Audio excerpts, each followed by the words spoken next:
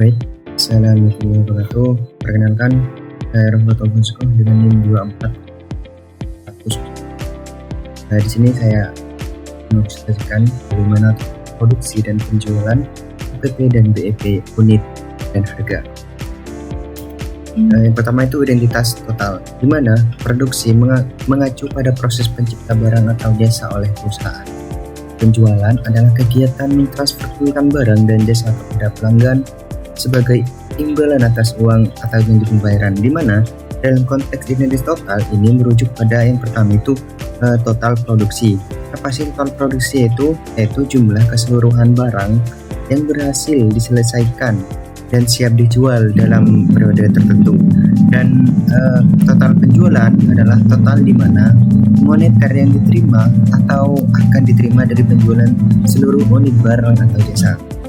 Rumus dari total penjualan yaitu total penjualan sama dengan unit terjual dikali harga jual per unit, sehingga akan menghasilkan yang namanya total penjualan, yang dimana perusahaan itu mendapat penjualan dari bahan tersebut.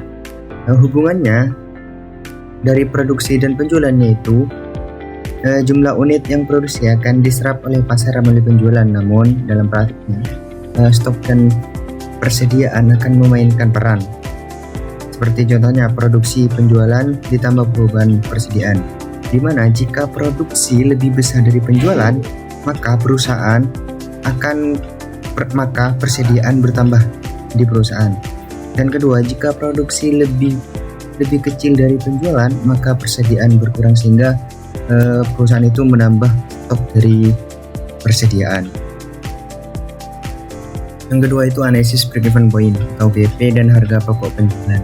Harga pokok penjualan HPP atau harga jual produksi adalah harga pokok penjualan per unit, adalah total biaya yang diperlukan untuk menghasilkan suatu unit produk dari tersebut.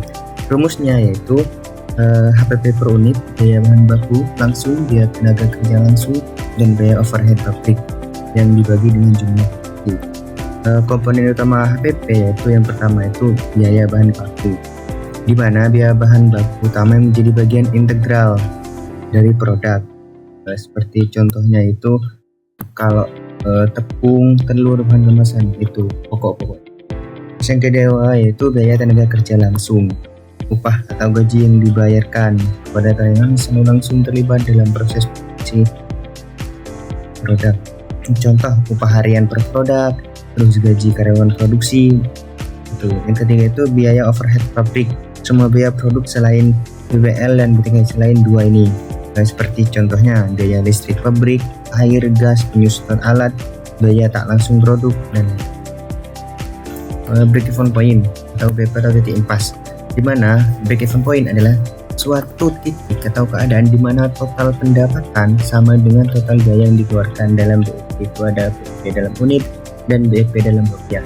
Yang pertama itu BEP dalam unit adalah unit BEP unit menunjukkan jumlah minimal produk yang dijual untuk agar perusahaan berada di posisi impas. Ini berapa sih jumlahnya begitu agar unit ini bisa dijual oleh perusahaan. Rumusnya adalah biaya tetap dibagi harga jual per unit, biaya variabel per unit. Keterangannya yaitu biaya tetap, biaya yang tidak berubah meski jumlah produksi berubah, misal sewa, gaji tetap, penyusutan. Harga jual per unit, harga produk dijual konsumen. Biaya variabel per unit, biaya yang berubah tergantung jumlah produksi. Untuk kasusnya diketahui harga jual per unit sebesar 50.000, biaya variabel unit 30.000, biaya tetap 40.000. Jadi ini 40.000 kali 50.000, 30.000 dengan 40.000 dibagi 20.000 dengan 2.000. Artinya perusahaan harus minimal menjual 200 unit agar penghasilan itu impas begitu. Selanjutnya itu BP dalam rupiah. BP rupiah menunjukkan jumlah minimal pendapatan penjualan yang harus diperoleh agar perusahaan berada pada posisi impas. Rumusnya itu biaya tetap dibagi 1 min biaya variabel dibagi penjualan. Kesimpulannya adalah HPP dan BP. HPP adalah alat fundamental untuk menentukan berapa biaya yang dibutuhkan untuk membuat produk yang menjadi dasar penetapan harga jual. Oleh suatu perusahaan tersebut begitu. Lalu yang kedua, BEP adalah alat analisis untuk menentukan volume penjualan minimal yang harus dirapat agar perusahaan tidak merugi, sehingga manajer dapat membuat perencanaan penjualan dan produksi yang realistis. Sehingga kalau BEP ini terjadi, perusahaan ini tidak akan rugi begitu, karena stok-stok yang ada itu bisa menutupi. Sekian presentasi saya. Wassalamualaikum warahmatullahi wabarakatuh.